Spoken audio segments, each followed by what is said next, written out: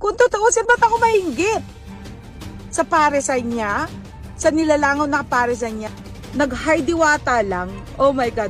Tapos yung isa naman, ikiklik na lang yung camera, sasabihin na, mamaya na lang kasi busy ako. Oh my God. So, biglang dumating, nagbibideo sa akin, may mga tanong siya. Eh siyempre nga, di ba, unahin pa ba kita, may ginagawa ako. Ang ginawa ko, sabi ko mamaya na lang, sinaraan ko ng pinto. Ano? Di ba halatang halata, nandidiri na siya sa mga nagpapapicture.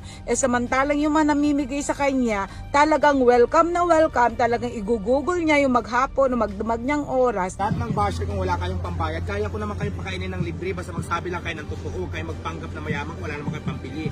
Diwata nandidiri na at umiiwas sa mga taong gustong magpa-picture sa kanya. Ruby Rose Villanueva, also known as Mystica, ay naglabas ng kanyang saloobin tungkol sa napansin niyang paglaki ng ulo at pagbabago ng ugali ni Diwata. Say ni Mystica, yung itsura ni